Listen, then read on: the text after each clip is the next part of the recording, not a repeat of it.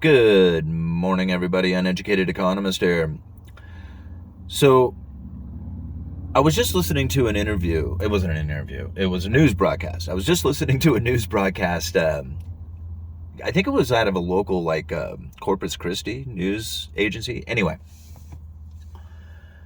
they were talking about the shortages that are taking place, and they were talking with customers who were at a particular grocery store and asking them, like, the items that they were searching for and the things that they couldn't find.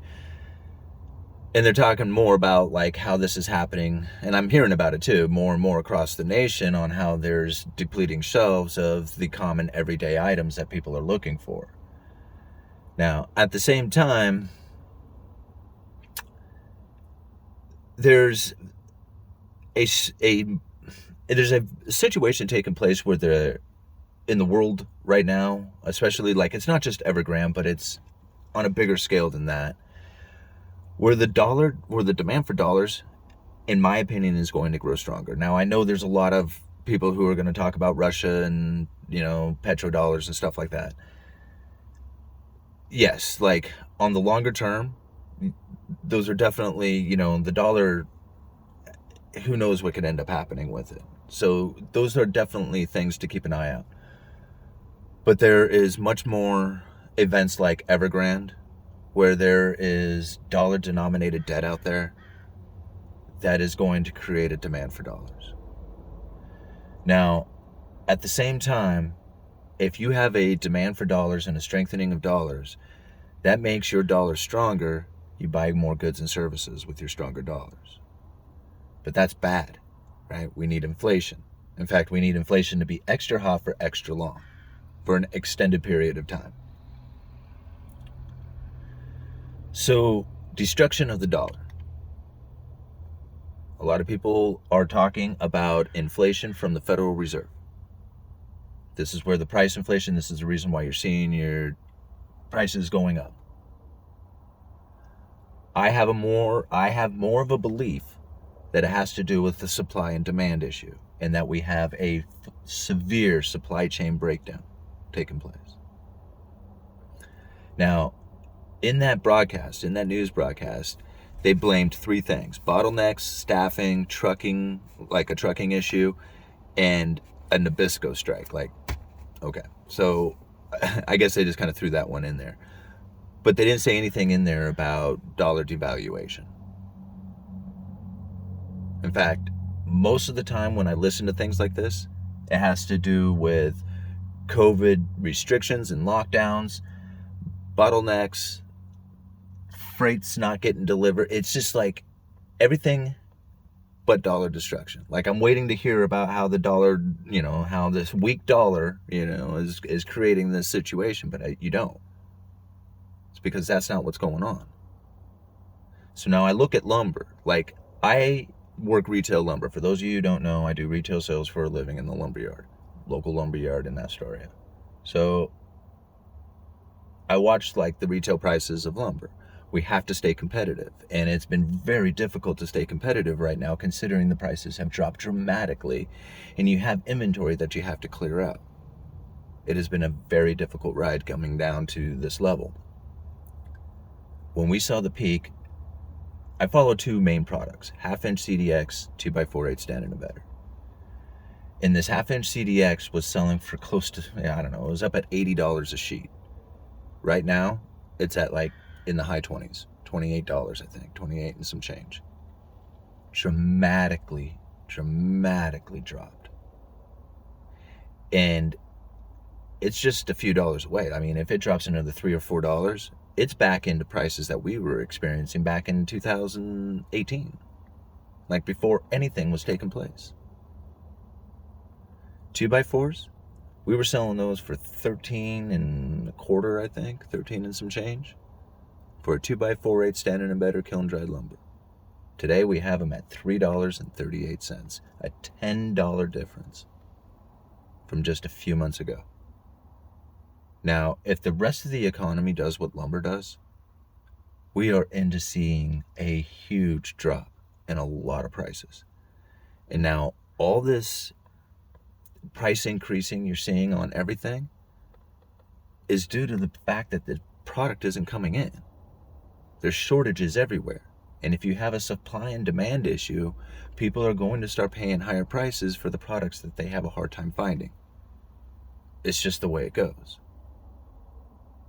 Now, when it came to lumber, there was a great portion of the buyers of lumber, like the retail buyers of lumber and plywoods, that could postpone their projects. They're, either postponing remodels, maybe postponing, working on their house for whatever reason, building the shed or building their barn or something like that. These things could maybe wait until next year or wait till prices come down. But then there was a lot of contractors out there, a lot of home builders that had to purchase it. And they were willing to purchase it at $80 a sheet when it came to plywood if they could get it, because their project needed to continue. That's something that it was hard for a lot of people to kind of wrap their head around, is that the availability of the stuff just simply went away and they needed it at any price. They were going to pay for it. And that's the reason why you saw lumber and plywood go up to $80 a sheet. It's because if you can't get it and you have the money and you have to do it, then it's going to be purchased. That's all it comes down to. But once it becomes realistic again, you see that it's all back.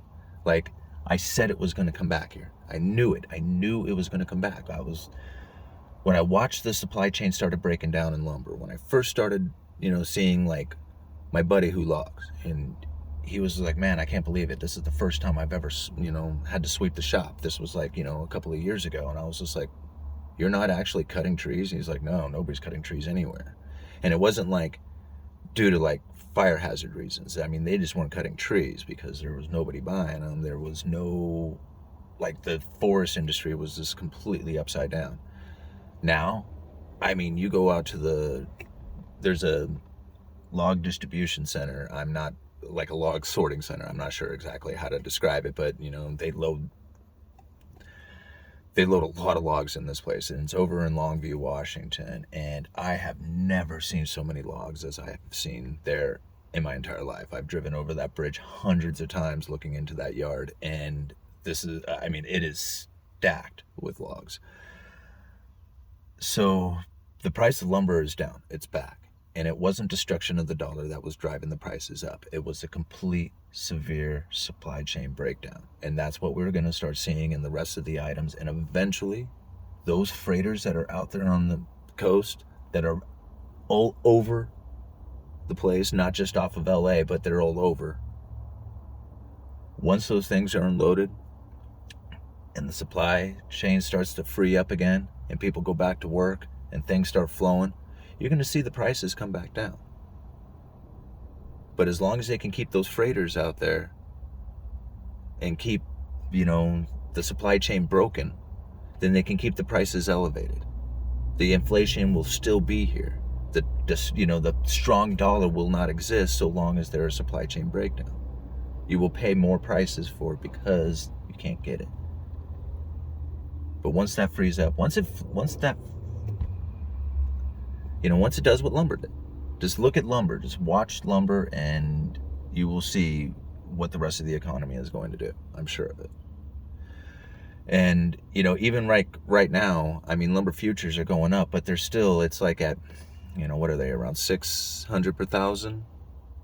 And I would not be surprised to see it bounce between 5 and 7. I mean, that's going to be I think that's going to be the norm for, I don't know, at least for a while, until all this stuff works itself out, and everything starts freeing up and becoming a normal supply chain again. Okay, I think I babbled along a little too much there. All right, Uneducated Economist, you guys let me know. I got to go to work.